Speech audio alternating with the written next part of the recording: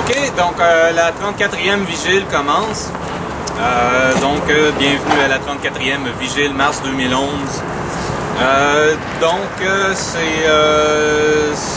Nous sommes le 19 novembre 2011.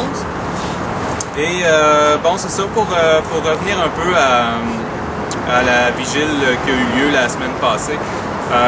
J'aimerais juste clarifier quelque chose d'important. Il y a des gens qui sont ici, puis tu sais, je comprends que c'est important ici, l'idée que ce soit un lieu de rencontre, puis tout ça, puis tu sais, que les gens puissent échanger, puis tout ça. Mais dans le sens où quand les gens parlent en avant, peut-être que c'est plus ou moins intéressant pour certains auditeurs ou des choses comme ça, mais il y a plein d'espace, il y a de l'espace par là, il y a de l'espace par là. Juste aller un petit peu plus loin, parce que quand les gens parlent fort, ça enterre ceux qui parlent en avant, puis là, ça devient un peu déconcentré. Donc, juste aller un petit peu plus loin s'il y a des choses à discuter en tout cas, c'est ça. C'est à peu près ça. Je voulais vous parler du mouvement du 24 septembre. Le 24 septembre, ils étaient 3000 devant les bureaux de Jean Charest. Là, ils ont décidé d'organiser un rassemblement devant le Palais des Congrès le 28 novembre à midi. Donc ça, c'est un lundi, c'est en face du Palais des Congrès. Donc moi, je sais pas... c'est peut-être pas évident pour les gens qui sont habitués de manifester en fin de semaine, là, ou des choses comme ça, mais Jean Charest va être au Palais des Congrès, il va présenter son plan Nord. Donc, je vais vous dire le petit résumé qu'il y a sur la page Facebook du mouvement du 24 septembre. Donc, le mouvement du 24 septembre se remet en marche avec le groupe Maître chez nous au 21e siècle et les Alters citoyens. Le mouvement du 24 septembre est né de la volonté de citoyennes et citoyens de combattre le cynisme entretenu par un gouvernement qui sert les intérêts des grandes corporations avant ceux de ses citoyens. Ce mouvement citoyen est non partisan et prône des actions politiques non violentes. En novembre 2011, le gouvernement du Québec a finalement reconnu par l'instauration de la commission Charbonneau la nécessité d'enquêter sur le milieu de la construction et sur le financement des partis politiques. Il est urgent de faire la lumière sur ces questions qui minent la confiance du peuple québécois en ses institutions politiques. En pleine crise de confiance, le gouvernement du Québec poursuit le développement et la promotion de son vaste projet, le Plan Nord, qui a pour but l'exploitation de nos ressources naturelles et énergétiques. Compte tenu du contexte politique et de l'état de l'avancement de la commission d'enquête publique sur la corruption et la collusion dans l'industrie de la construction, compte tenu de la perte de confiance des citoyennes et citoyens en ce gouvernement, nous considérons que le gouvernement libéral n'a pas la légitimité requise pour prendre des décisions qui touchent l'avenir de tous les Québécoises et Québécois. Nous demandons l'arrêt de toute décision gouvernementale touchant notre avenir avant que la lumière soit faite sur le scandale de corruption et sur le financement des partis politiques, l'arrêt immédiat du vol de nos richesses naturelles et énergétiques, et nous exigeons donc la démission du gouvernement libéral et la tenue d'élections. Donc lundi, le 28 novembre à midi, le mouvement du 24, en collaboration avec le groupe Maître chez nous 21e siècle et les Alters citoyens, vous convient à un rassemblement devant le Palais des Congrès pendant que le premier ministre, invité par la Chambre de commerce de Montréal, fera la promotion du Plan Nord. Nous appelons les citoyens et citoyennes à se mobiliser, à se joindre à nous pour manifester leur mécontentement et exercer leur pouvoir citoyen. Donc, c'est un rendez-vous le 28 novembre, midi, en face du Palais des Congrès, à Montréal. Alors, il y a ça. Et maintenant, place à la lecture de texte et les discours.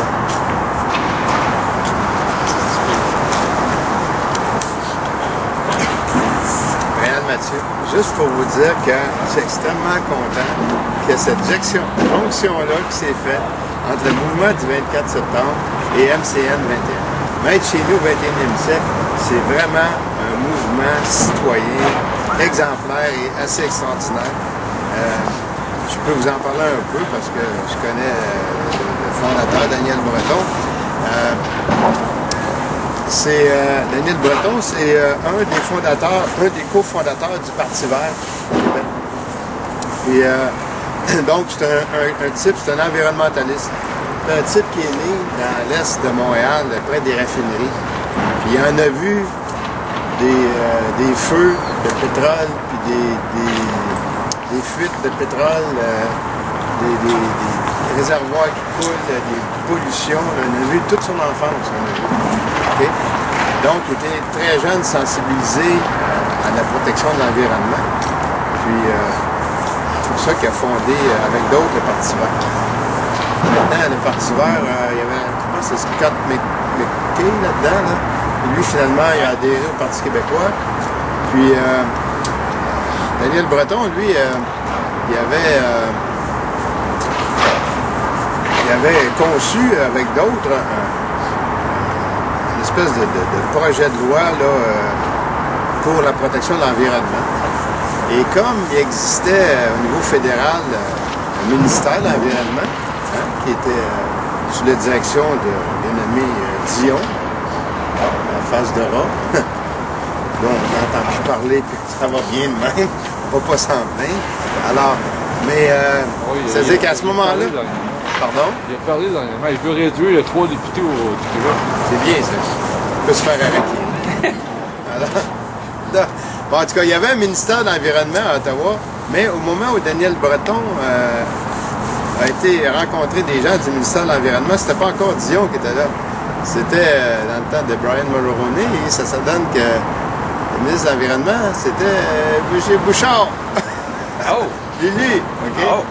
Alors, M. Breton a présenté son plan pour la protection de l'environnement. En fait, c'était l'environnement surtout au Québec, mais ça touchait les lois canadiennes. Et M. Bouchard, il l'a envoyé promener. Il n'a rien savoir de ça. Surtout que les sables bitumineux, c'était déjà en exploitation. Et puis les conservateurs, on voit ce qui est arrivé après, là. Ils ont pris le pouvoir au Canada, puis maintenant c'est le pétrole qui est en Ottawa. Donc, Lucien Bouchard, qui était quand même dans ce réseau-là, déjà sensibilisé à la cause des sables bitumineux, a envoyé promener Daniel Breton. Daniel Breton, il a dit, OK, d'abord, je vais soumettre mon projet au NPD, puisque c'est au niveau fédéral que ces lois-là existent. Et il a été candidat aux élections, à une élection fédérale pour le NPD. Mais le type, vraiment, c'est un indépendantiste.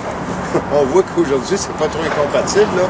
Il y a plein d'indépendantistes qui sont fait élire pour le NPD, là, qui avaient leur carte de membre du PQ ou du Bloc. Alors, Daniel Breton a été candidat aux élections pour le NPD. Il n'a pas été élu, c'était pas dans la vague du 2 mai dernier. C'était l'élection 4 ou 5 ans plus tôt.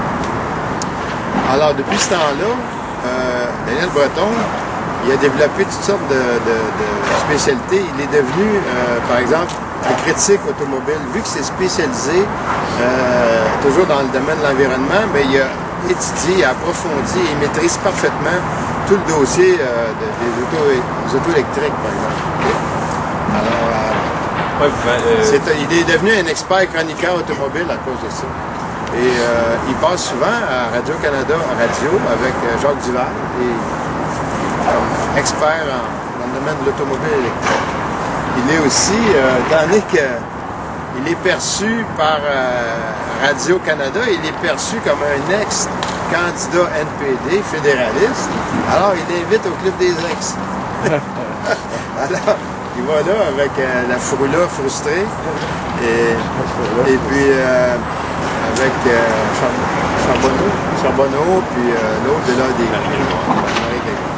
Et très souvent, il est là. Et il défend des positions indépendantistes, mais sans se présenter comme tel. Okay? Puis il défend l'environnement, puis il défend les programmes sociaux, etc. Et il a mis sur pied MCN 21. MCN, Mettre chez nous 21e siècle. Donc, c'est quoi l'idée de Mettre chez nous 21e siècle? C'est que en 1962, il y a eu une élection dont le thème était Mettre chez nous. Et c'était la nationalisation de l'électricité. Okay? Il y avait eu une élection en 1960 qui avait permis de se débarrasser de l'Union nationale. Et les libéraux, le Parti libéral du Québec, sous la direction de Jean Lesage, avec des hommes comme René Lévesque, comme Jacques Parizeau, qui n'était pas candidat, mais était haut fonctionnaire, avec l'équipe, il y avait Kierens là-dedans, qui était un progressiste québécois d'origine irlandaise. Donc, il y avait une équipe, et il avait réussi à prendre le pouvoir à l'Assemblée nationale, mais avec une faible majorité, très faible majorité. Je me rappelle bien, je ne veux pas avancer trop de chiffres, mais il y avait quelques députés de majorité. Et là, ils ont géré la province pendant 2 ans, mais en préparant vraiment un gros coup, c'est-à-dire en préparant une élection référendaire, pratiquement, une élection référendaire sur la nationalisation de l'électricité. Et en faisant cela, okay, ils sont sortis du cadre Union nationale, Parti libéral, ils sont sortis du cadre partisan et ils se sont adressés aux Québécois en présentant un projet mobilisateur et qui concernait les intérêts nationaux du Québec, la nationalisation de l'électricité. C'était un projet extrêmement important parce que les compagnies privées qui contrôlaient pratiquement tout le domaine de l'électricité, Hydro-Québec existait, mais c'était une petite entreprise qui appartenait au gouvernement du Québec, mais c'était petit. Les entreprises privées ne voulaient pas électrifier les campagnes. Okay? Donc, c'était pas payant. Monter des lignes électriques sur des distances de centaines de milles pour amener l'électricité dans une ferme, c'était pas payant. Les compagnies privées ne voulaient pas électrifier le Québec. Okay? Donc, il y a des gens qui s'éclairaient à la chandelle dans la maison ou au fanal à l'huile. Les enfants allaient à l'école, il fallait qu'ils fassent leurs devoirs, leurs leçons. Il n'y avait pas l'électricité. Ensuite, il y avait les fermes. Les fermes n'avaient pas l'électricité. Tout était obligé de se faire à force de bras ou avec des chevaux, des bœufs, des bœufs. Donc, il y avait des tracteurs, mais je veux dire, dans les bâtiments, tout devait se faire à force de bras. Et il y avait aussi le problème de développement des ressources du Québec, les ressources naturelles. Donc, sans électricité, comment tu veux ouvrir une mine? Hein? Il n'y a aucune possibilité de développement des ressources naturelles sans électricité. Donc, ils ont présenté ce projet-là, puis ils ont expliqué. C'est là René Lévesque avait une émission où ils achetaient du temps, je pense, à la télévision de Radio-Canada. René Lévesque s'était fait un nom avec l'émission de Point de mire. Et donc, le Parti libéral avait acheté du temps d'antenne à la télévision. Je pense que c'était une des premières fois qu'un parti politique utilisait la télévision pour faire sa propagande électorale. Ça avait été fait aux États-Unis par le clan Kennedy, je pense. Mais au Canada, je pense que c'était la première fois. Et donc, ils ont présenté tous les arguments pour faire la nationalisation de l'électricité. Les tarifs vont baisser pour tout le monde et évidemment, tout le monde va avoir l'électricité et ces compagnies-là vont nous appartenir, on va pouvoir développer l'économie, etc. Et là, en faisant ça, ils se sont trouvés à ramasser une grande majorité des Québécois à l'élection de 1962. C'était plus une question de bleu contre les rouges ou un truc du genre, c'était vraiment une question d'intérêt national. Et là, le Parti libéral il faut dire qu'il y avait seulement 2 partis qui se présentaient aux élections. Le Parti libéral a écrasé l'Union nationale avec au-delà de 60% des députés élus. Et ils ont augmenté leur vote par 100 000 votes de plus. Il faut dire que dans ce temps-là, au Québec, il y avait la population, c'était environ 5 millions, je pense. Moins de voteurs, là. L'augmentation de 100 000 votes, c'était vraiment quelque chose de très gros. Et ils ont pris le pouvoir et ils ont fait la nationalisation de l'électricité. Et dans le même processus, ils ont passé d'autres lois pour nationaliser les richesses naturelles, entre autres le pétrole et le gaz qui pouvaient exister au Québec. C'était inclus dans les lois et c'est pour ça que plus tard, Hydro-Québec s'est ramassé avec une division pétrole et gaz. Qui a été créée sous la direction de Bernard Landry, le gouvernement du Parti québécois, je pense que c'était en 2005-2006 qu'on a créé la division pétrole et gaz. Donc, Daniel Breton, inspiré par l'exemple des libéraux qui ont fait la Révolution tranquille, qui a amené aussi la création du Parti québécois, qui a amené le référendum en 80, l'élection en 76 et le référendum en 80, Daniel Breton, inspiré par cet exemple-là, a fait le raisonnement qu'il fallait faire aujourd'hui une autre révolution tranquille pour permettre l'accession du Québec à l'indépendance. Parce que là, on sortirait du cadre fédéralistes contre indépendantistes ou souverainistes, puis on s'adressera aux Québécois en leur disant, voici, défendez vos intérêts nationaux, redevenez maître chez vous, OK? Et là, ceux qui seront contre ça seront vraiment vus comme des traîtres. Et ça donne que c'est les fédéralistes qui sont contre la reprise en main de nos richesses naturelles et de notre économie. Parce que les fédéralistes, actuellement, c'est le Parti libéral du Québec, qui n'est plus ce qu'il était dans les années 60. Et c'est le Parti conservateur à Ottawa, donc principalement, là, qui sont au pouvoir et qui mènent le Canada à la baguette sous la direction des compagnies pétrolières. Donc, Daniel Breton a fait cette analyse-là qu'en s'adressant aux Québécois pour leur présenter un nouveau projet mobilisateur pour la reprise en main de nos ressources naturelles et pour bâtir l'indépendance énergétique, que cela conduirait nécessairement à l'indépendance nationale. Okay? Parce qu'un État, t'as beau avoir un État, OK? Même si tu fais un référendum, même si tu ramasses dans des boîtes de tôle des bulletins de vote, même si tu gagnes une majorité dans un référendum, ça ne fait pas de ton État un État indépendant.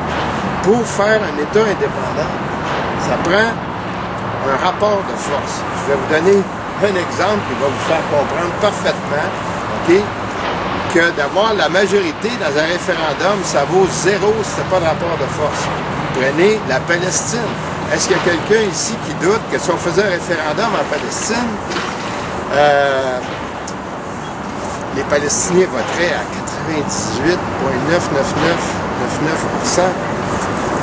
98,99999% pour l'indépendance de la Palestine?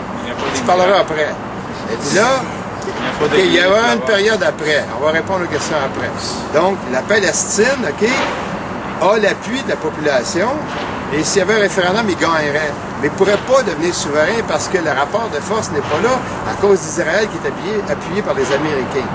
Donc, c'est un bon exemple. Il y a d'autres exemples. On va regarder. Si on regarde l'Irlande du Nord, toujours pas annexé à l'Irlande du Sud, c'est un morceau qui a été partitionné. Les Irlandais veulent la fusion avec l'Irlande du Sud. Pourquoi ça ne s'est pas encore fait? C'est parce que le rapport de force n'est pas là. Malgré la lutte armée qu'il y a eu en Irlande du Nord, les Anglais disent non. Puis là, malgré des dizaines d'années de lutte, les Irlandais ont été obligés d'entrer dans un processus de négociation qui est excessivement lent parce que les Anglais ne sont pas très chauds pour laisser les Irlandais réunifier l'île. Il y a eu d'autres exemples. Ici, par exemple, au Canada, la première province qui a voulu faire son indépendance au Canada, c'est la Nouvelle-Écosse. La Nouvelle-Écosse, dans les années 1880, je pense, donc après la création de la Confédération, après 1867, la Nouvelle-Écosse était très mécontente des résultats de cette pseudo-confédération-là et ils voulaient se séparer du Canada, ils voulaient sortir, devenir un État indépendant. Ils avaient l'appui de la population, ils avaient l'appui de leur Parlement, qui était l'équivalent de notre Assemblée nationale, à 100%.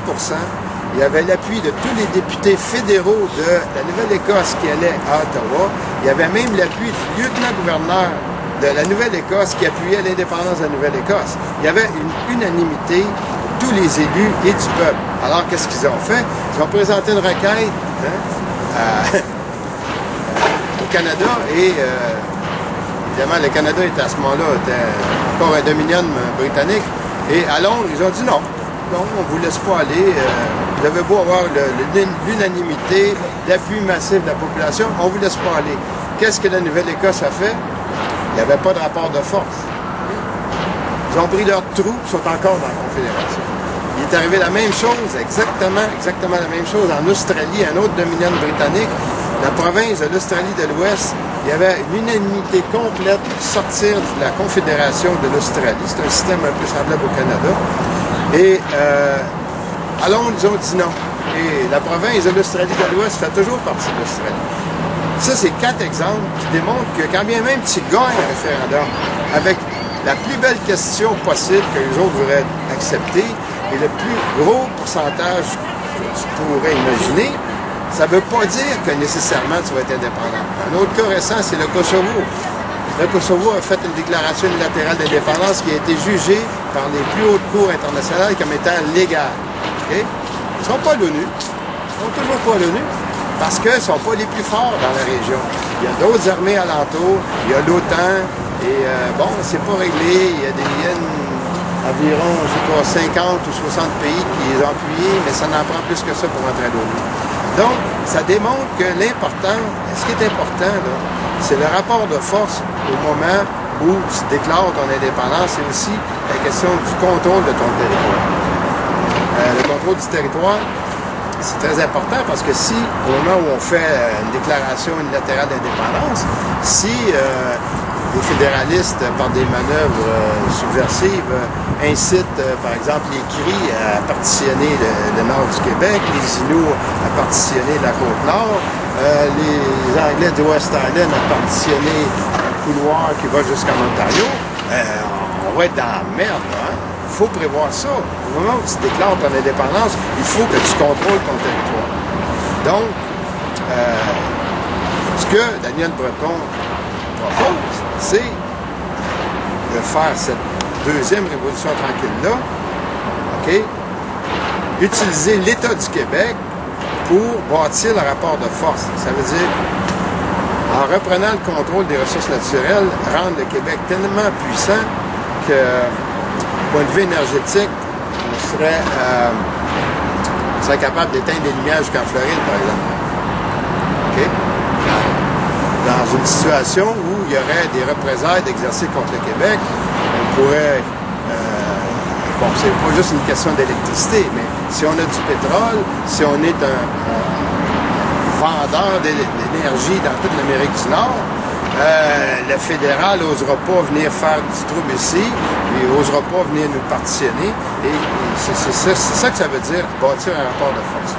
Donc, le plan de Daniel Breton est un excellent plan, à mon avis, et il vient apporter une réponse à tous les problèmes qu'on peut avoir sur comment on va arriver à l'indépendance. Il va y avoir un colloque bientôt sur c'est quoi le chemin pour arriver à l'indépendance du Québec. Donc, Daniel Breton a trouvé une voie et à la réunion du mouvement, le nouveau mouvement pour le Québec, au Cégep Saint-Laurent, c'est le 21 août. Le 21 août, au Cégep Saint-Laurent, Daniel Breton a pris la parole et il a fait un discours tellement emballant que c'est un des rares qui a parlé en avant, qui a réussi à avoir 2 ovations debout dans la salle. Et qu'est-ce qu'il a proposé? C'est qu'il a dit aux gens, la situation est tellement grave, on se fait tellement piller nos ressources naturelles, on est tellement en train de se faire vider, siphonner, que à la prochaine élection, c'est vital de faire un pacte. Tous les partis indépendantistes doivent faire un pacte pour avoir un seul candidat pour faire face au candidat fédéraliste. Sinon, on risque de se faire écraser, laminer la prochaine élection. Le Parti libéral du Québec pourrait prendre le pouvoir, garder le pouvoir avec 24-25% du vote, puis le restant, toute l'opposition, 75% de la population, serait fractionnée entre le PQ, l'ADQ, le parti de M. Option nationale et peut-être le parti de Legault. Imaginez, si 75% de la population divise son vote sur 4 partis, à quel point le Parti libéral du Québec va être mort de rire. Okay? Donc, c'est très, très grave ce qui se passe. C'est notre avenir qui est en jeu. Hier, j'ai assisté à une réunion à la Société Saint-Jean-Baptiste. Il y a M. Bob Sirois, un ancien joueur de hockey de la Ligue nationale, qui a parlé. Lui, là, c'est un Franco-Américain d'origine. Il a expliqué comment toute sa famille est assimilée. Dans le Massachusetts, dans le Maine, il y avait des centaines de milliers de Canadiens français qui vivaient là. L'épicier parlait français, le laitier parlait français, à l'usine, ça parlait français, tout le monde parlait français. Il y avait des postes de radio en français, des postes de télévision en français, des caisses populaires en français. Je pense qu'il manquait juste la Saint-Hubert Barbecue, puis là, aujourd'hui, il doit peut-être là. Puis, aujourd'hui, là, lui, là, tous ses cousins, tous ses oncles, il n'y en a plus un qui parle français. C'est fini. Donc là, ça s'est fait en 25 ans. Une génération. Okay? Son propre frère ne parle plus français. Okay? une génération réglée. Okay? Fait que c'est ça qui nous pend au bout du nez. Là. La prochaine élection, si on la perd, okay, c'est fini avec l'immigration qui rentre massivement, les grandes difficultés d'intégration qu'on connaît, le Parti libéral qui nous vend aux intérêts étrangers pour des peanuts, on n'aura plus la force de faire l'indépendance. Ils vont nous avoir tellement endettés, ils vont avoir tellement plombé notre économie qu'on ne pourra plus bouger. Donc l'idée de Daniel Breton, c'est ça. Faire un pacte à la prochaine élection et avoir un candidat indépendantiste contre un candidat fédéraliste, point final. Donc je suis très heureux de cette collaboration qui s'établit entre MCN 21 et le mouvement du 24 septembre. Et moi, je vais être là devant le Palais des Congrès. Puis je pourrais vous dire aussi, ça c'est à quelle date? C'est le 28 novembre, lundi à midi. Le 22 novembre, ouvrez vos radios. Il va arriver quelque chose le 22 novembre. Le 22 novembre, c'est une date importante. C'est pas l'assassinat du président Kennedy, c'est pas ça. Je sais que ça donne. C'est l'anniversaire de l'assassinat du président Kennedy. Mais le 22 novembre, MCN 21 va faire quelque chose. OK? Ça a rapport au vol de nos ressources. Ça a rapport au Parti libéral du Québec. Vous allez voir que ça va être fantastique ce qui va arriver le 22 novembre. Voilà.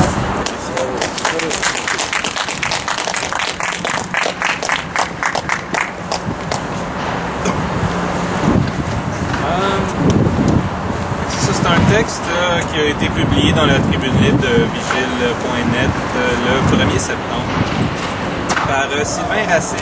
Sylvain Racine qui a inspiré un peu l'idée des vigiles, qui a échangé avec Jean-Paul Gilson et d'autres personnes sur vigile.net. Et puis bon, moi je ne l'ai jamais rencontré parce qu'il est en Suède depuis à peu près 4 ans, je pense, quelque chose comme ça. Il est venu faire un tour quand même ici là, pendant le temps des... Non, tu l'as jamais rencontré? Non, j'ai parlé avec Skype, par Skype. Okay. Je le connais par Skype. Okay.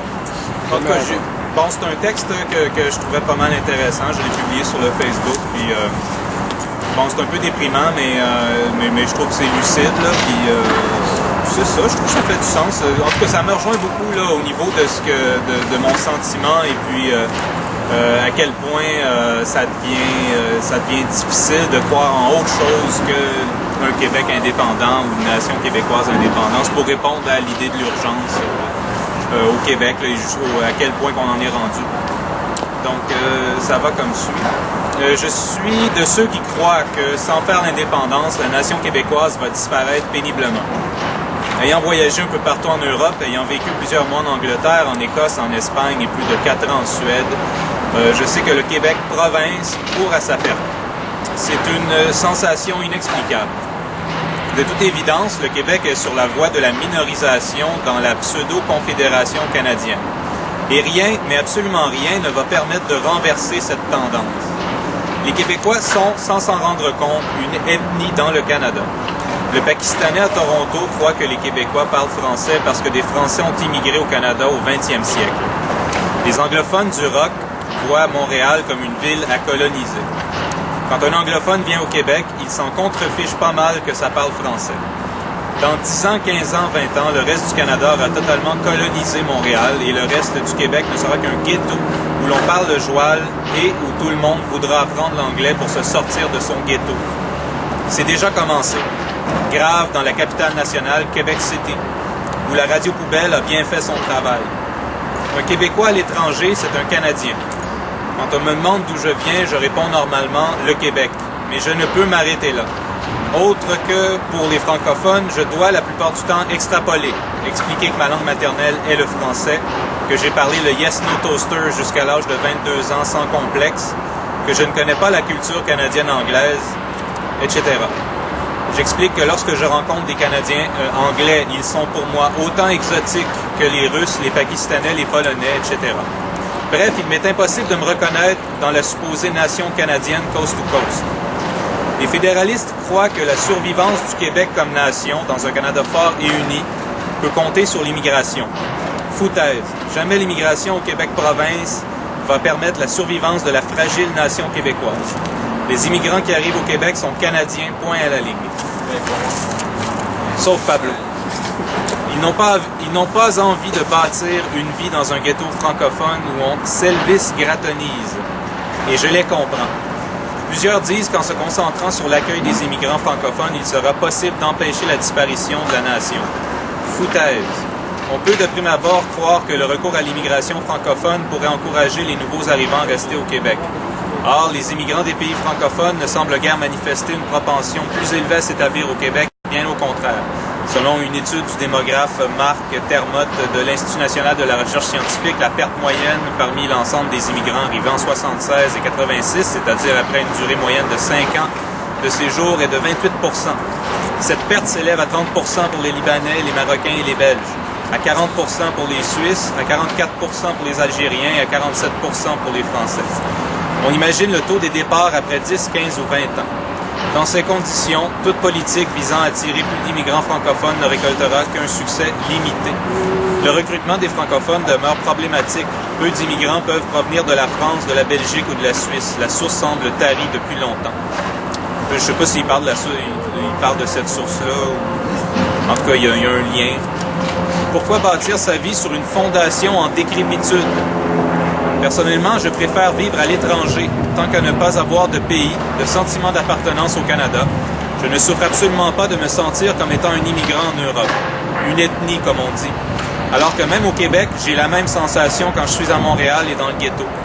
J'ai l'impression de mourir culturellement. Pourquoi vivre au Québec? Se faire à croire que ma progéniture travaillera nécessairement en français, qu'elle devra vivre comme des immigrantes dans le Canada. Continuer à vivre comme des colonisés, à se faire manger la laine sur le dos comme aujourd'hui alors que John James Charest brade les ressources naturelles. Donc ça, c'est le 1er septembre. Pourquoi un Québécois resterait au Québec? Pourquoi voudrait-il vivre en français alors que l'on respecte davantage l'intelligence des anglophones? Pourquoi un Québécois devrait-il se battre pour préserver sa culture en français alors que partout au Canada, on jouit de la monarchie, que chaque jour, c'est la face de la reine que les Québécois voient sur ses 20$ et sur sa monnaie? Vraiment, c'est le supplice de la goutte d'eau. Et tant qu'à se faire fourrer, on comprend bien pourquoi le Québec s'Elvis gratonise. Aussi bien se faire fourrer dans la fierté canadienne. Comme avec ceci, par une Haïtienne par-dessus le marché, Michaël Jean, en vacances avec les avions de l'État. Chose certaine, ce n'est pas avec une immigrante comme Michaël Jean que la nation québécoise va se perpétuer, mais plutôt s'Elvis gratoniser. Je sais, les gens sont cyniques envers la politique. Monsieur et madame tout le monde préfèrent se dire « fuck la politique » et oublier la question de la souveraineté du Québec et au lieu regarder Occupation Double, nettoyer leur petit nombril et faire de Jack Layton un Gandhi canadien. C'est ça l'Elvis gratonisation du Québec. C'est bien avancé et ce sera de façon irrémédiable. L'élite fédéraliste n'aura aucune pitié et les affronts à l'intelligence des Québécois vont se multiplier jusqu'à l'extrême minorisation de la nation québécoise.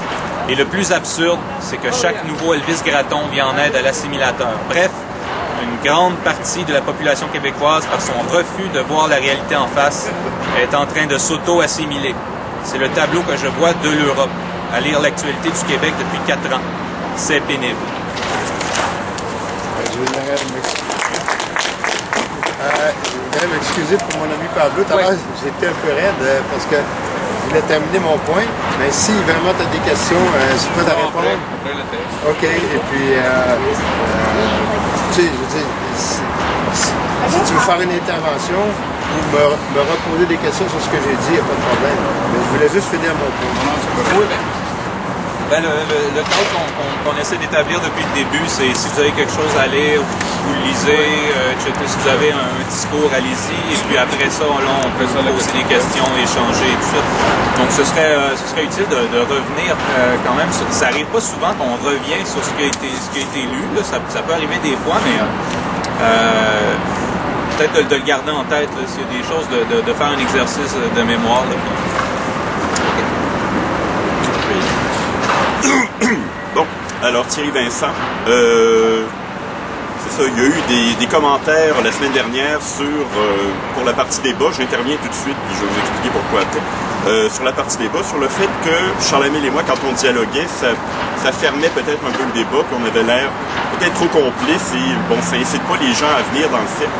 Donc pour aider à ça et peut-être raccourcir les vigiles d'hiver, sait-on jamais, ça peut être un effet collatéral. on s'est dit qu'on allait prendre les débats en garde partagée d'une certaine manière, c'est-à-dire qu'une semaine, Charles Hamel va venir intervenir dans les débats, la semaine d'après, je vais venir intervenir pour justement créer des dialogues avec d'autres personnes. Parce que c'est vrai qu'on se parle beaucoup après chaque vigile, on se parle au téléphone des fois et qu'on finit par, peut-être sans s'en rendre compte, développer une espèce de dialogue qu'on continue sur la place publique et qui peut-être, et peut-être, en tout cas, moi j'ai été sensible à cet argument-là, donc j'ai demandé à Charles Hamel si ça dérangeait, il a dit que non. Donc on va procéder comme ça, et puis ça aidera peut-être à faire des choses. Sur l'autre chose, je continue ma démarche de feuilleton personnel en tant que feuilletoniste. Alors, L'art de la guerre, traduit par le père Amiot en 1772. D'abord, résumé de l'article 1. Ce qui a été dit la semaine dernière, en gros, dans les grandes lignes, ce que Sun Tzu disait, c'était en quelques points que la sauvegarde ou la perte de tous nos acquis passe par la connaissance de la guerre.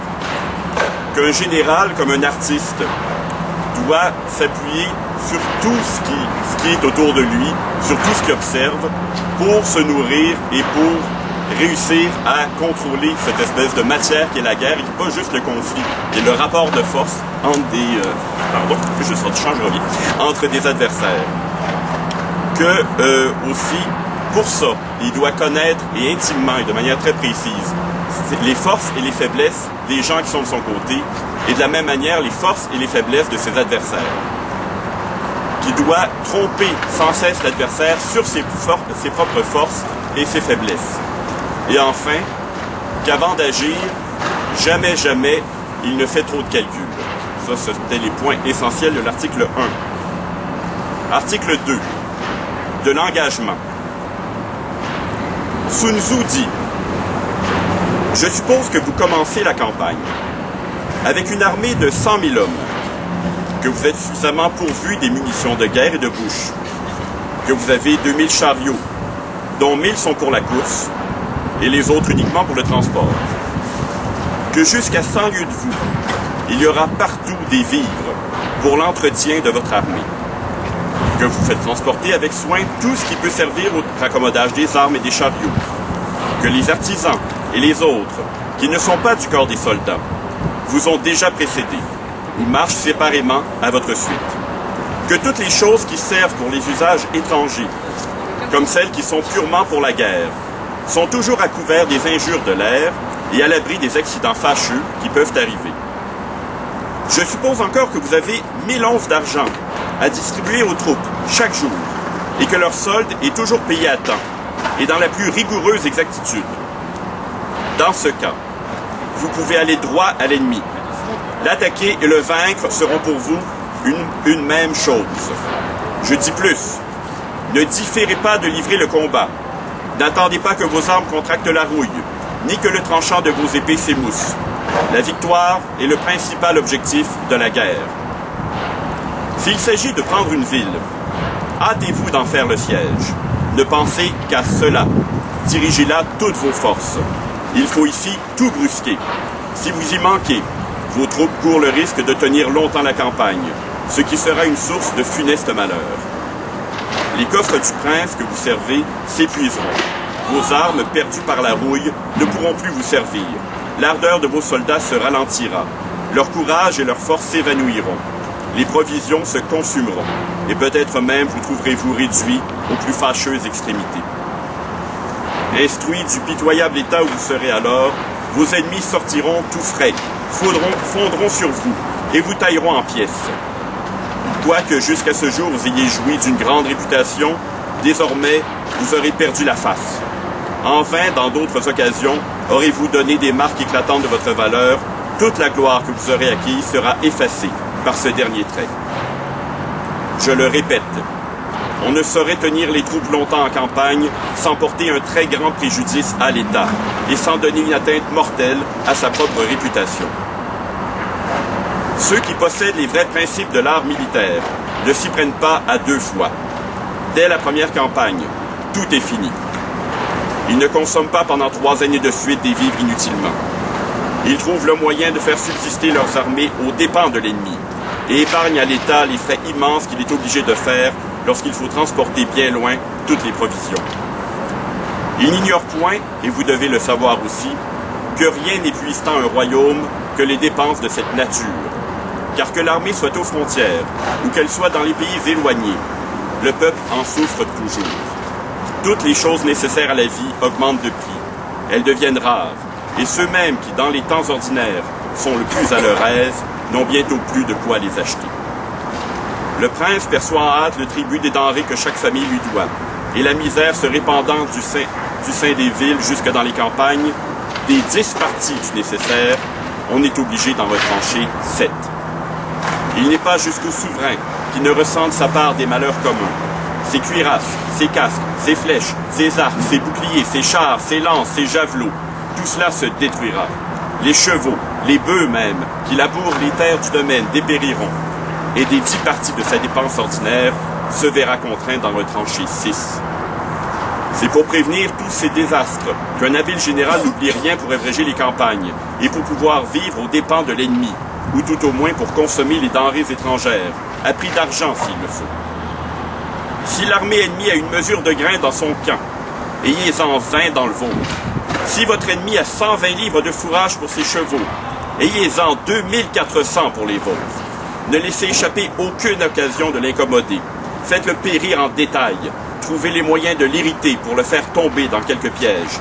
Diminuez ses forces le plus que vous pourrez, en lui faisant faire des diversions, en lui tuant de temps en temps quelques parties, en lui enlevant de ses convois, de ses équipages et d'autres choses qui pourront vous être de quelque utilité.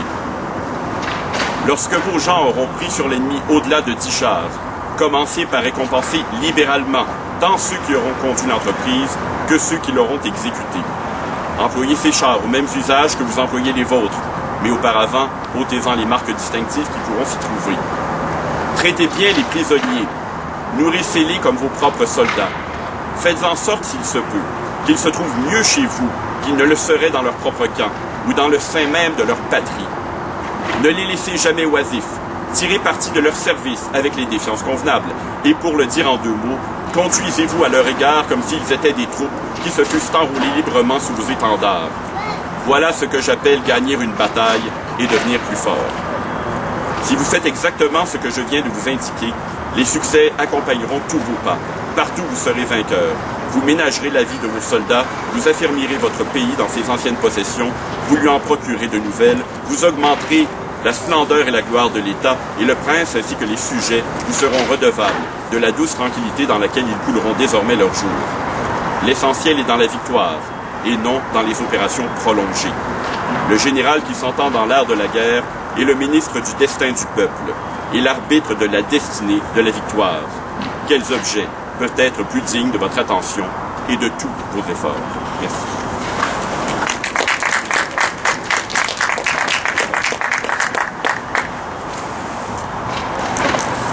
Quelqu'un d'autre? Quelqu'un d'autre a un bout de texte à lire ou un discours, quelque chose comme ça? Quelque chose. Faire un lancement de livre. Ah.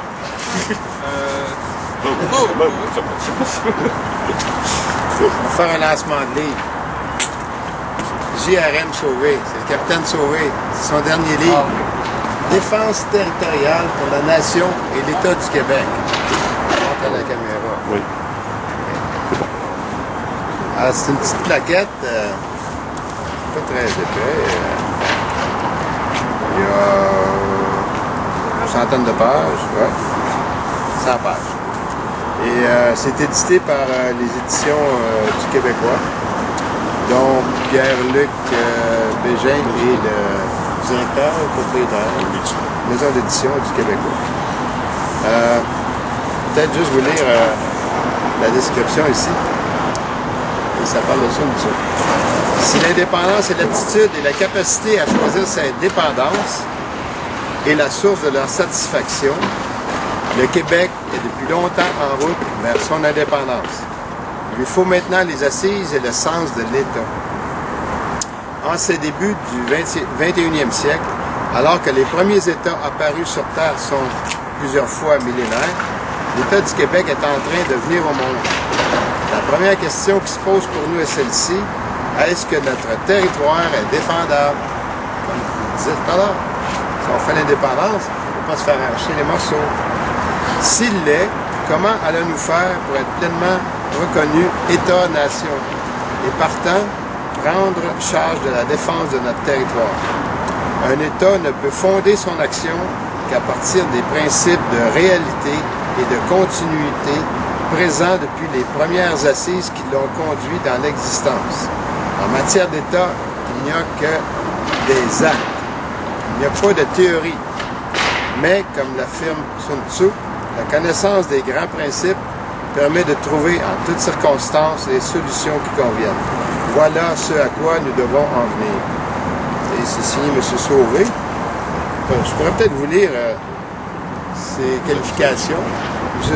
J. René Marcel Sauvé, géographe spécialisé en géopolitique et en polémologie, a fait ses études de base à l'Institut de géographie de l'Université de Montréal. En même temps, il a entrepris dans l'armée canadienne une carrière de 28 ans qui le conduisit en Europe, en Afrique occidentale et au Moyen-Orient.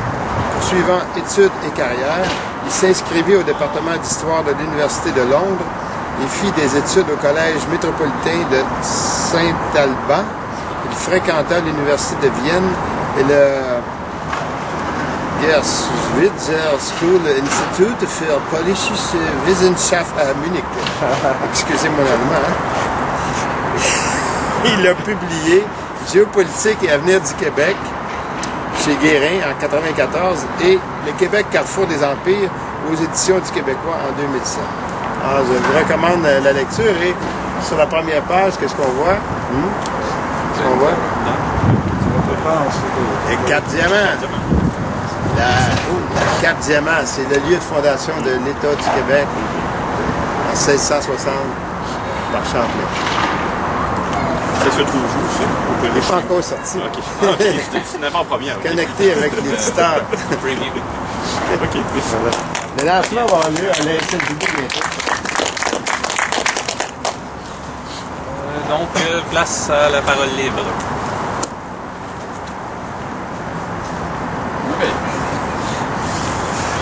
Bonjour Pablo. Moi je suis pour les gens qui il faut avoir des arguments pour gagner la cause. J'ai écouté la question sur Daniel Breton, moi je ne le connais pas, je peux manquer de respect, mais pour moi c'est la démagogie. On peut pas comparer des citrons avec des oranges. On peut pas comparer la Palestine avec le Québec. En Palestine, il n'y a pas d'immigrants, il n'y a pas de juifs. Et ils sont fiers de lutter pour un pays. Cette semaine, j'ai posté une photo d'une personne qui hissait le drapeau de l'Égypte. Vous savez qu'après la guerre, l'Égypte a été détruit. Et ce sont des gens qui restent fiers, même s'il y a un pays détruit, de continuer le combat. Alors la Palestine, c'est pour ça qu'on ne peut pas la comparer avec le Québec. Autre chose que sur Daniel Breton, il parle d'une coalition. Un pacte, pas une coalition. Pacte ou n'importe quel. Ça veut dire que c'est juste oublier et on va passer à autre chose. C'est la chose qui me rend de notre société. Il faut acheter la paix. Il faut. On va laisser les choses comme ils vont. On peut pas avoir des changements lorsqu'on n'a pas une crise. Ça c'est ma thèse. Une fois qu'on a une crise, aujourd'hui je suis content que les blocs québécois est polo, et on voit la vraie nature de ce phénomène. Okay? Au moins, ils nous conscientisent de plus en plus. Ça c'est ma perception en tout cas. Il y a un parti, moi, je répète, moi j'étais sans parti.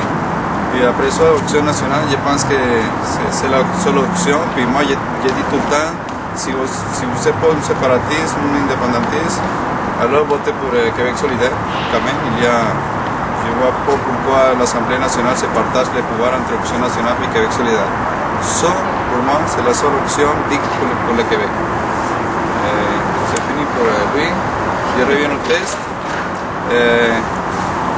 C'est la même chose que je répète. On ne se chicane pour rien, il faut trouver il faut être conscient et accepter les erreurs.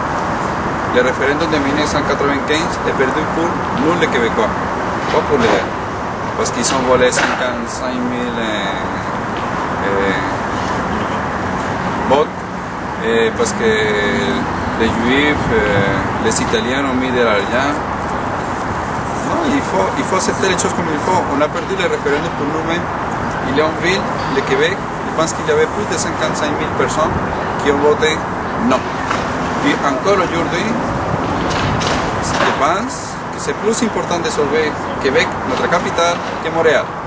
Aujourd'hui, l'État sous le pouvoir d'un fédéraliste, la bombe, puis c'est le Québec, encore une fois, qui a élu 5 députés, je suppose si je me trompe, 6, du fédéral, tous des conservateurs. Il continue pareil. Alors, je suis, pour ma part, je suis contre l'auteur de cet article pour dire que les immigrants, on ne peut rien faire si l'immigration. Il faut savoir d'abord que l'immigration, comme l'agriculture, c'était un dossier, on peut dire ça, qui se partage entre le fédéral et le Québec. Moi, personnellement, je pense que si on prend toute l'immigration sur notre pouvoir, sur le Québec, on va changer les choses. Mais moi je ne peux pas donner la faute à une personne qui, lorsqu'il fait la demande, il l'a fait pour le Canada, pas pour le Québec. Tout immigré, tout. Même moi, que je suis radical jusqu'à là, lorsque je suis arrivé, j'étais un fédéraliste. Le jour que j'ai juré pour avoir mi citoyenneté, j'ai fait fucking à la reine. Puis quand même, j'ai mon passeport canadien, j'ai pas un passeport québécois, mais je me bats tout le temps pour le Québec. Alors, on ne peut pas culper les francophones, les anglophones non plus, les autochtones non plus, on ne peut pas donner la faute aux immigrés, c'est notre faute. Alors, il faut voter pour un parti qui va dire, ok, on va ramener toute la question d'immigration au lieu de se chicaner avec les immigrants qui n'ont rien à voir dans cette histoire. Merci.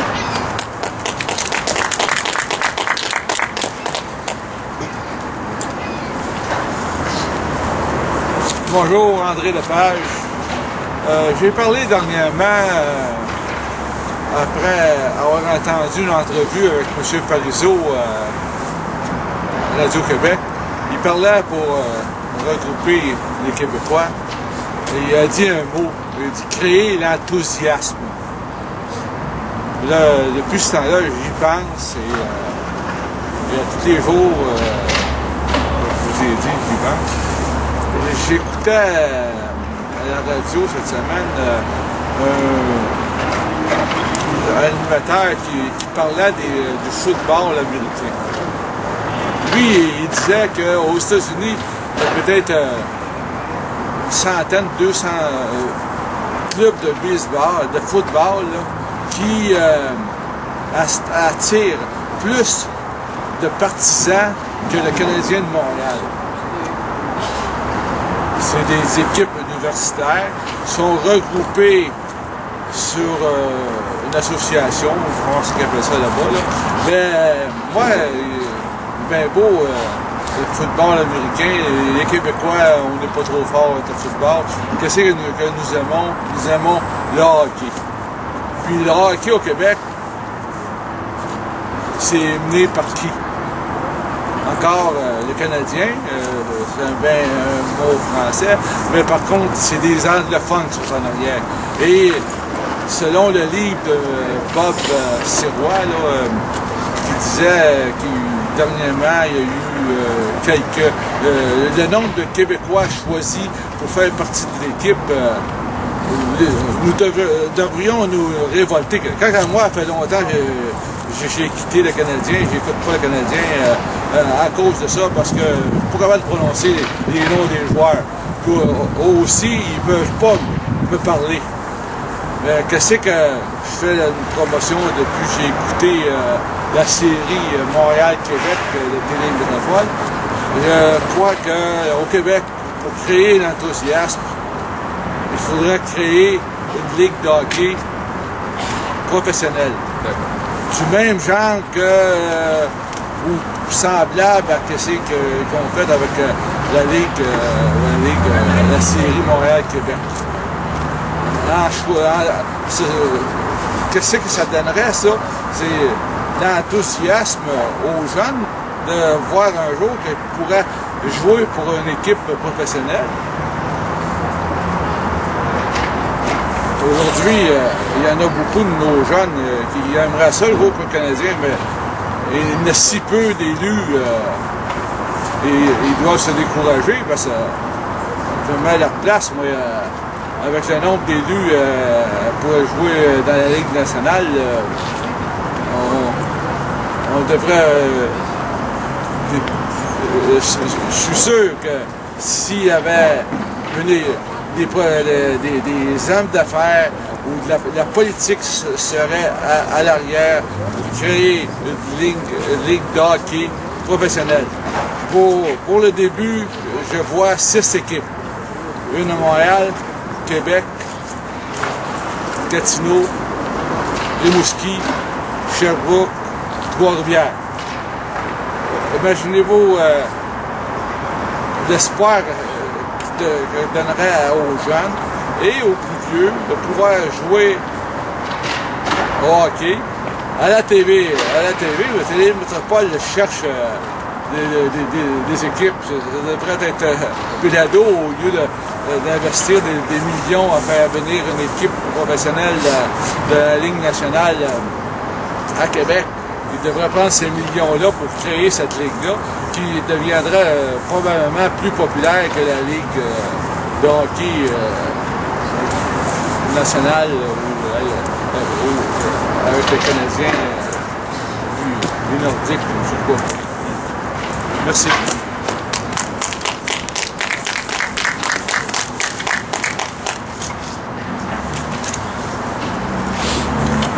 Quelqu'un d'autre aimerait ajouter quelque chose?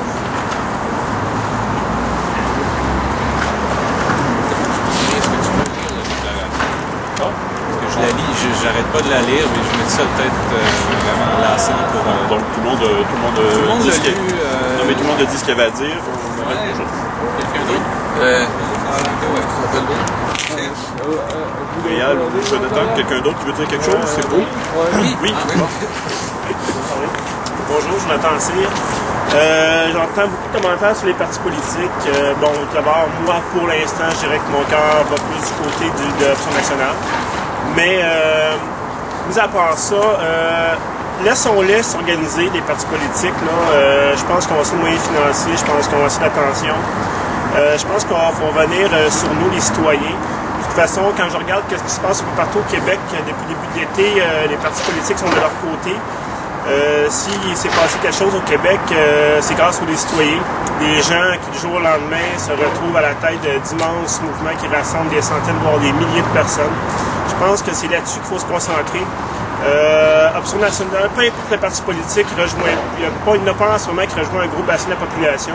Mais je pense que la corruption, je pense que se faire voler nos ressources, je pense que la baisse du français au Québec, voir nos gros dirigeants de plus en plus, voir des personnes anglophones occuper des postes d'importance dans nos institutions, je pense que ça rallie tout le monde, peu importe l'allégeance politique, peu importe, je dirais même jusqu'à dire souverainiste ou fédéraliste. Donc, je pense que pour l'instant, il faut se concentrer là-dessus. Ça, peu importe la cause, ça va être rassembleur. Puis après ça, on pourra parler de souveraineté un petit peu plus tard. Mais là-dessus, je pense qu'on a des gros débats de société, des gros enjeux. Puis je pense que c'est important de se concentrer là-dessus. Puis comme je dis, les partis politiques, oui, c'est intéressant. Oui, il faut y penser quand même, là, parce que les élections s'en viennent quand même assez rapidement. Mais je pense que dans les semaines à venir au Québec, on a d'autres enjeux beaucoup plus importants. Puis j'invite les gens là, à sortir dans la rue. Là, c'est pas juste moi qui le dis, de plus en plus de personnalités au Québec qui le disent.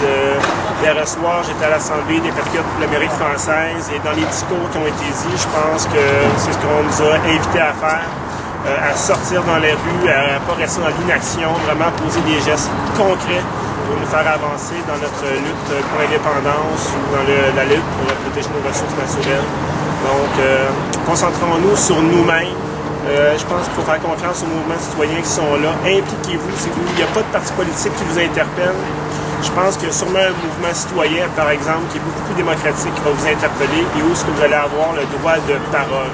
Dans tous les mouvements citoyens qu'il y a présentement, je pense qu'il y a une belle liberté de parole, comme ici au Vigile, tout le monde peut parler. il y a un passant ici qui arrive, puis il va rester 15 minutes, puis glisser un mot de 2 minutes, mais il y a la possibilité de le faire. Donc, impliquez-vous, puis prenez la parole. Bravo!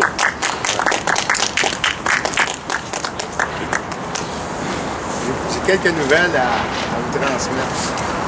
Peut-être que vous le savez déjà, je ne sais pas, mais au Parti indépendantiste, cette semaine, il y a eu des choses qui sont arrivées. Et le président du Parti indépendantiste, Éric Tremblay, a donné sa démission. On ne connaît pas les motifs. Et il a été remplacé par Michel Lepage. Lepage. Pareil avec vous. Ça, c'est le sage. Lepage. Lepage, c'est pas pareil. OK. Michel Lepage. Michel Lepage, c'est un personnage très connu.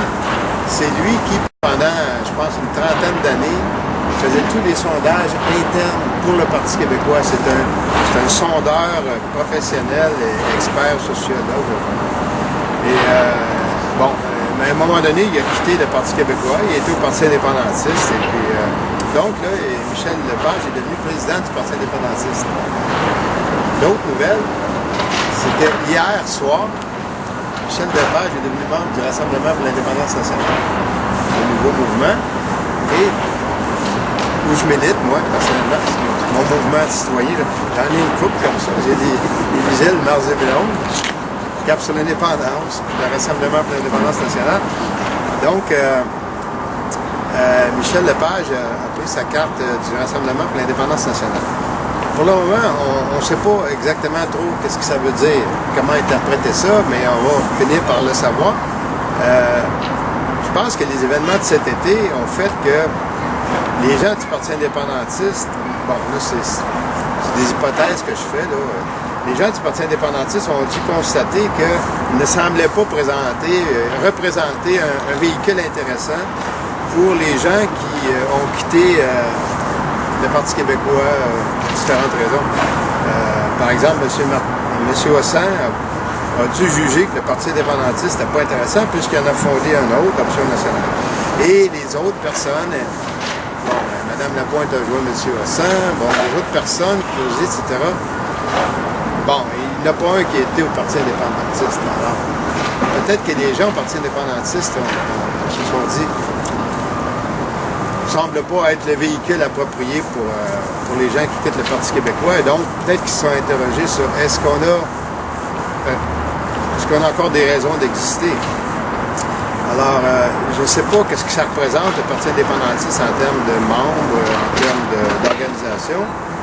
Mais le fait que le nouveau président adhère au Rassemblement pour l'indépendance nationale, peut-être que ça voudrait dire que le Parti indépendantiste va peut-être se dissoudre, n'ayant plus de raison d'être, puisque le parti de M. Hossan, Option nationale, peut-être que ces militants-là vont joindre le RIN. Je ne sais pas.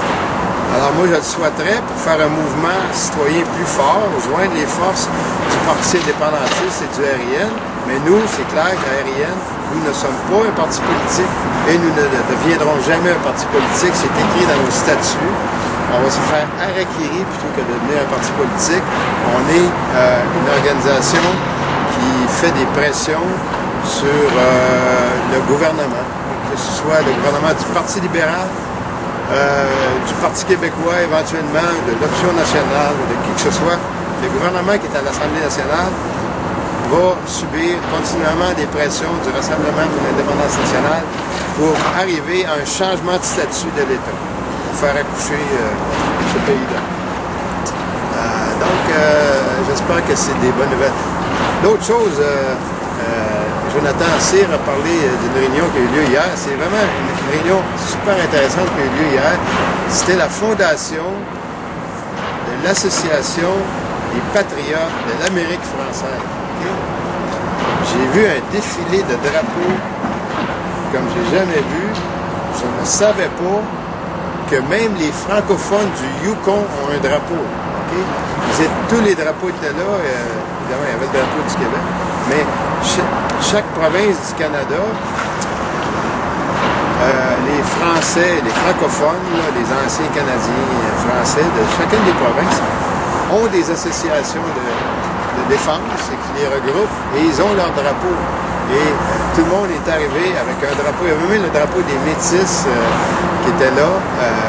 C'est le premier drapeau qui est entré dans la salle. D'ailleurs, c'est les Métis.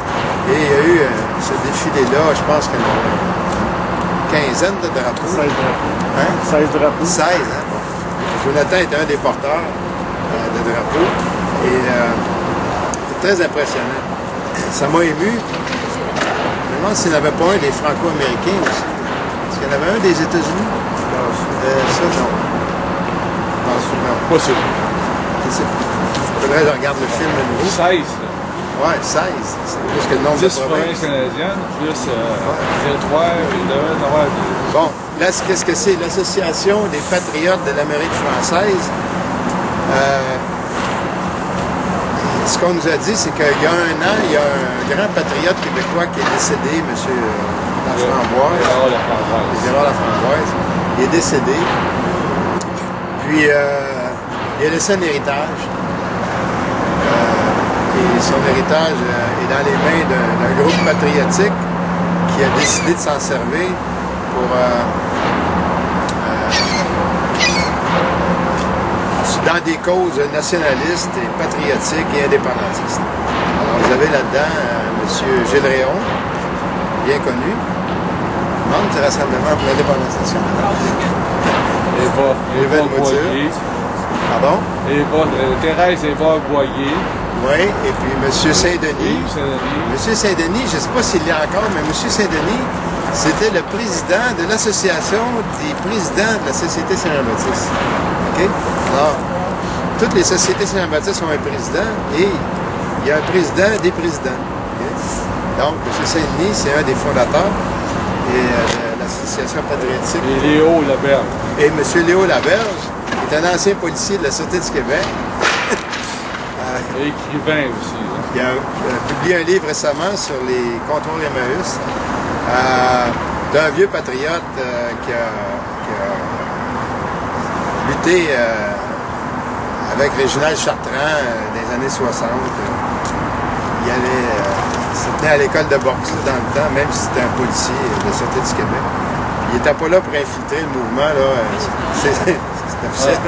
Non, c'est un vrai patriote. Alors, donc, ils ont fait une collecte de fonds. Et la façon de faire la collecte de fonds, c'est qu'ils ont offert à tout le monde de contribuer 101 $ pour recevoir un certificat attestant qu'ils sont membres fondateurs de l'Association patriotique des Français de l'Amérique du Nord. Et aussi, donc, ils ont ramassé comme ça une jolie somme. Et ils ont décerné des prix. Ils ont créé 3 prix. Le prix Honoré Mercier, le prix Joe Monferrand et le prix M. Barbeau, c'est Raymond Barbeau. Okay? Donc, 3 personnages de l'histoire du Québec, très importants. Honoré Mercier, c'est le premier ministre du Québec qui a proposé l'indépendance du Québec. Et, bon, Joe Monferrand, vous connaissez. Je ne sais pas si c'est des légendes urbaines, mais apparemment qu'il a déjà jeté une centaine d'Anglais en bas du pont de Hull. C'est des Anglais qui étaient venus l'attaquer. Il en a racheté une centaine en bas du pont. À lui tout seul. Et puis Raymond Barbeau, c'est un des fondateurs du mouvement indépendantiste moderne avec l'Alliance Laurentienne. Et donc, ils ont même créé un bouton là, que les gens qui ont reçu le prix, il y avait une écusson qu'ils peuvent mettre à leur boutonnière. Et c'est cet écusson-là, en forme d'écu, c'est le drapeau de Champlain, donc fond bleu, 3 fleurs de lys dorées. Et c'est aussi le drapeau de l'Ordre de Jacques Cartier, qui était une société secrète qu'on appelait la Patente. Et société secrète qui a joué un rôle très important dans l'histoire des Canadiens français, des Québécois. Lundi passé, au lundi de l'histoire, Gilles Réon m'a donné une conférence sur l'Ordre de Jacques Cartier. J'ai appris des choses, beaucoup de choses là-dedans. Par exemple, j'en donne quelques-unes. On pense que les Caisses populaires des Jardins ont été fondées par Alphonse Desjardins. Bon, c'est vrai, mais Alphonse Desjardins a fondé la première à Lévis. Il a fondé une douzaine de caisses populaires alentour, là, dans la région de Québec. Mais là, ses efforts était rendu à peu près... ça ne progressait pas, ça s'était arrêté. Et l'Ordre de Jacques Cartier a décidé d'appuyer ce mouvement-là et de le propager. Alors, ils en ont créé 10 000. En quelques années, l'Ordre de Jacques Cartier a fait apparaître 10 000 caisses populaires au Québec. Et c'est pour ça qu'aujourd'hui, il y a le complexe des jardins, le mouvement des jardins. C'est qui est une force économique très importante avec la Caisse de dépôt et de placement. Malheureusement, actuellement, le contrôle des caisses populaires du mouvement des jardins n'est pas assuré dans l'intérêt des Québécois. Il y a des mauvaises influences du Parti libéral Ils vont aller chercher un anglophone. et de Power Corporation au mouvement des jardins actuellement. Mais ça devrait se régler éventuellement. Autre chose que l'Alliance Laurentienne a faite, pas l'Alliance Laurentienne, l'Ordre de Jacques Cartier, autre chose qu'ils ont fait, c'est ils ont fondé le palais du commerce qu'il y avait là, qui est maintenant été remplacé par la Bibliothèque nationale. Okay? Avant ça, il y avait un édifice, c'était le palais du commerce. Ça, c'était pour encourager, supporter les hommes d'affaires québécois, francophones, créer le palais du commerce. La Palais nationale. La Palais nationale, c'était créé par l'Ordre de Jacques Cartier. Aujourd'hui, ça existe toujours. Ça a été inclus pendant longtemps, ça fait partie du Cégep du Vieux-Montréal. C'était un pavillon sportif, on peut dire, du Cégep du Vieux-Montréal avant qu'il construise le nouveau campus. Maintenant, je ne sais pas quel rôle ça joue. Aussi, la Chambre de commerce de Montréal, fondée par l'Ordre de Jacques Cartier, et c'est écrit dans leur charte qu'ils doivent défendre les intérêts des Canadiens français. C'est à peu près la seule Chambre de commerce où c'est écrit ça. Maintenant, aujourd'hui, évidemment, ce n'est plus tellement... La Chambre de commerce de Montréal est pas trop patriotique, mais c'est quand même été fondé par l'Ordre de Jacques Cartier. Ensuite, l'École des hautes études commerciales, c'était un nid de personnages de l'Ordre de Jacques Cartier. C'était une pépinière de patriotes Parizeau qui sont sortis de là et d'autres, là c'est pas un hasard. Qu'est-ce qu'on a dit aussi? L'Ordre de Jacques Cartier. Ah oui, la Ligue d'action civique. La Ligue d'action civique du maire Jean Drapeau, qui a pris le pouvoir à l'Hôtel de Ville, ça a été lancé à l'initiative de l'Ordre de Jacques Cartier. Les syndicats. L'ancêtre de la CSN, c'est la Confédération des travailleurs catholiques du Canada, je pense, CTCC. C'était une création de l'Ordre de Jacques Cartier. Avec l'Église, là, parce que les prêtres étaient présents avec l'Ordre de Jacques Cartier. Les prêtres n'étaient pas membres de l'Ordre de Jacques Cartier, mais ils étaient présents et ils apportaient un support. Mais c'était une organisation laïque. La FTQ, Fernand Daoust est un membre important de l'Ordre de Jacques Cartier. Okay? Alors, quand vous regardez ce qui s'est passé dans les années 60, les États généraux du Canada français, la CSN est là-dedans, la FTQ est là-dedans, les caisses populaires sont là-dedans. C'était l'Ordre de Jacques Cartier qui disait à tout le monde, allez-y, on y va, on fonce. Okay? Je vais parler aussi de la fondation du mouvement Souveraineté Association. Okay? Le mouvement Souveraineté Association de René Lévesque, quand c'était fondé, il y avait beaucoup de jeunes militants du RIN.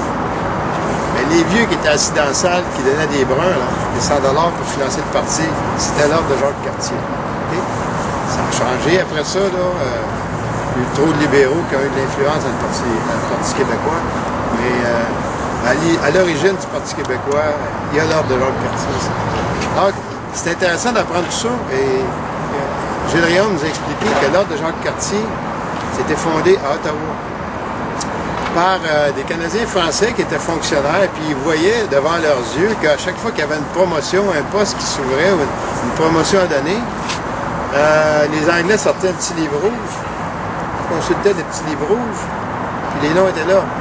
C'était les orangistes qui étaient organisés secrètement et les francs-maçons qui étaient organisés secrètement et les promotions étaient données aux Canadiens anglais. Alors, il ont décidé de former une société secrète à cause de ça, pour avoir eux autres aussi leur liste de personnes à promouvoir et à fonctionner secrètement, clandestinement, pareil comme les Anglais faisaient, les protestants, les orangistes.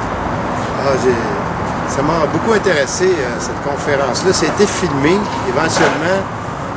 Ça devrait être sur Internet, mais peut-être pas au complet. Je pense que Généon, il met les 10 premières minutes de la conférence sur Internet et les autres, il les fait graver sur des DVD. Et c'est vendu une fois par année, un coffret avec toutes les conférences. Alors, si vous avez l'occasion de vous procurer ça, c'est vraiment un bon investissement.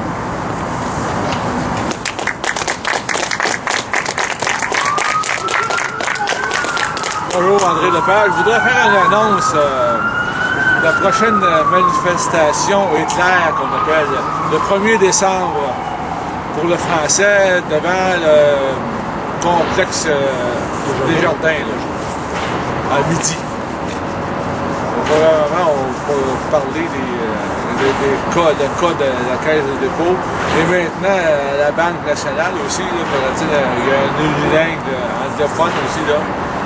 Puis à la Caisse de dépôt, les anglophones, les anglophones distribuent les contrats parmi les petits amis, on va dire. Ces petits amis-là, vous savez qui c'est que c'est? C'est les anglophones du Québec qui font de l'argent à nos dépens.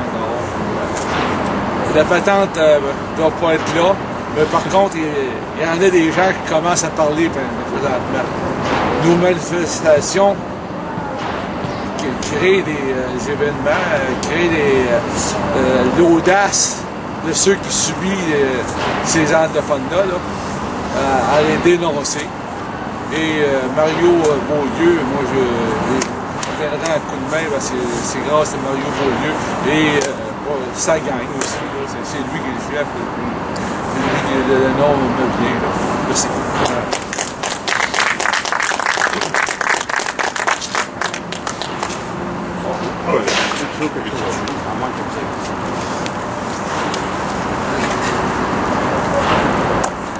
Jean-Claude Sylvain-Gay.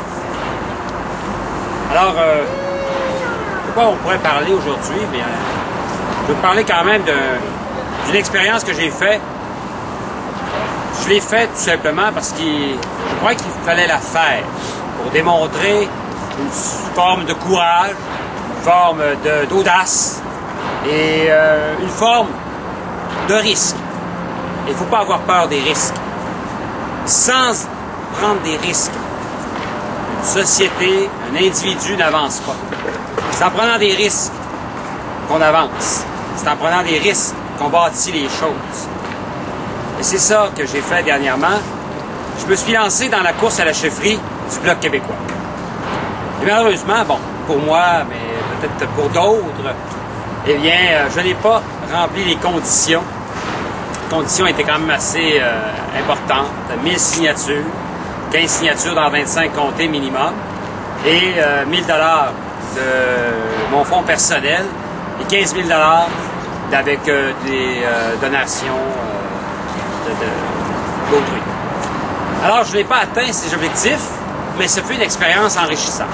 Une expérience enrichissante sur le plan personnel et sur le plan, tout simplement, de la connaissance de soi. Et c'est cela qu'il faut retenir.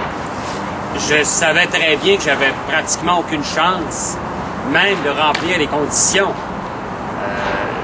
Bon, il y a toutes sortes de choses que je croyais qu'il était possible de faire, dont un courriel massif à tous les membres, ce qui aurait été plus juste, dans mon sens à moi, de rejoindre 50 000 membres.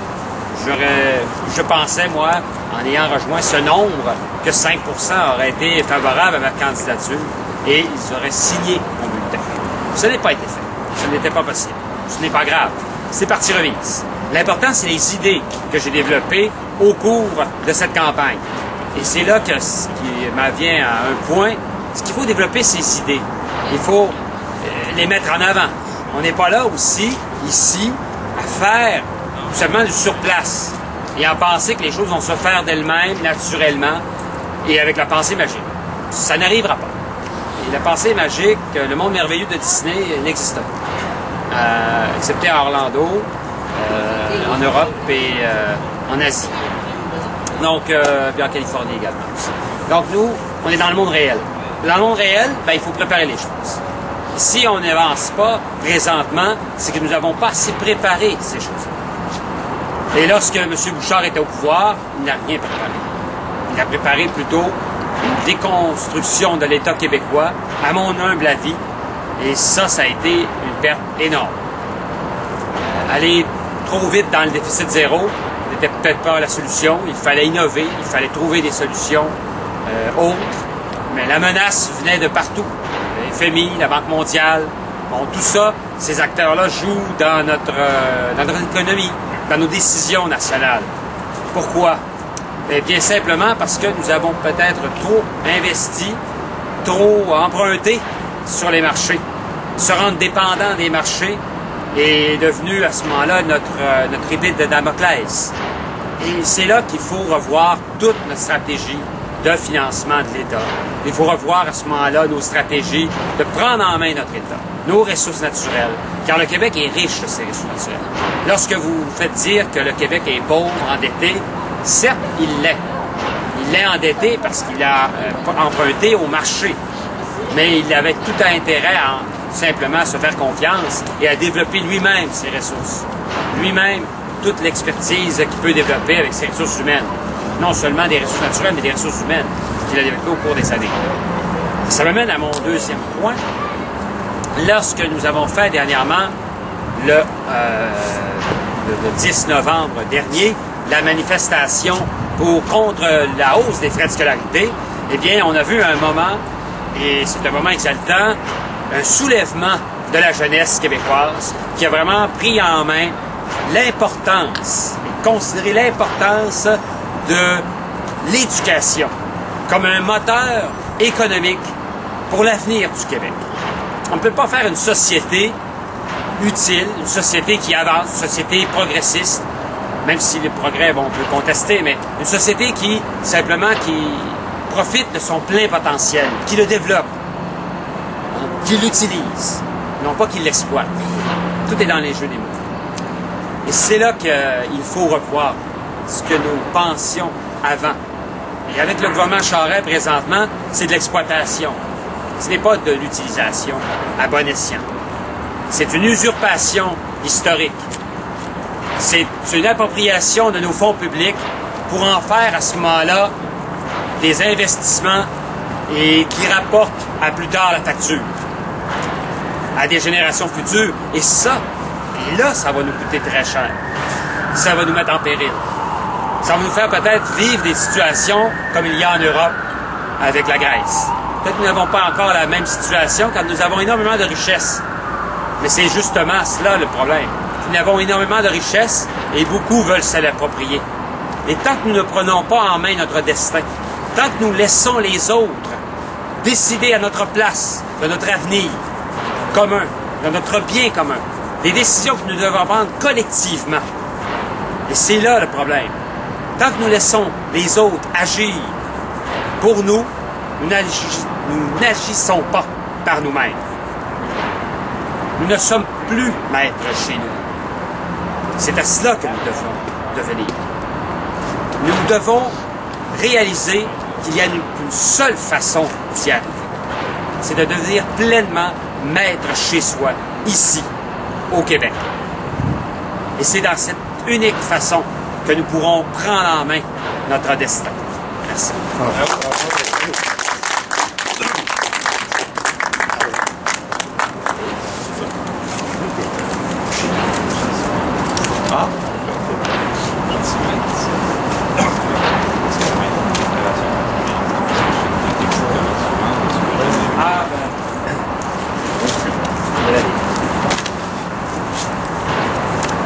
Il me fait plaisir et l'honneur de vous lire la déclaration de mars 2011.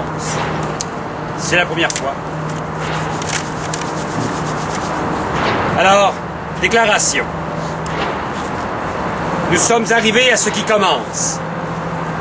Lorsqu'un gouvernement élu par le peuple cesse d'agir dans l'intérêt de celui-ci, ignore délibérément et obstinément les réclamations légitimes de celui-ci, croyant gagner à l'usure par le mensonge et l'abus de son autorité, ce qu'il ne peut obtenir dans la transparence et l'honnêteté la plus élémentaire.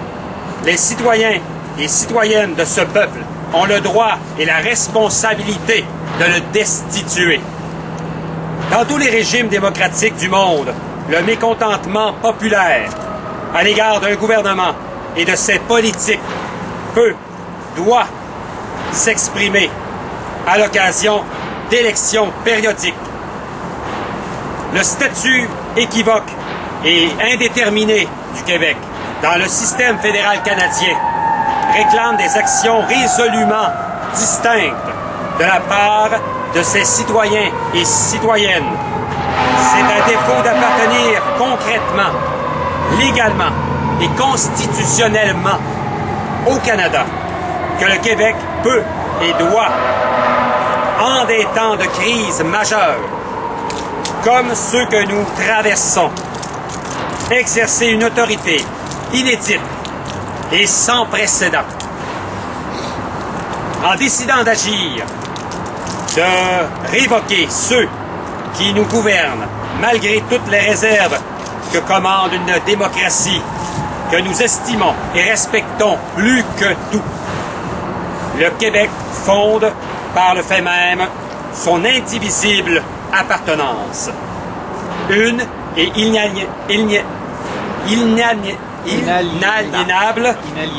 inaliénable lorsque s'inscrit dans les limites historiques et politiquement reconnues de son territoire.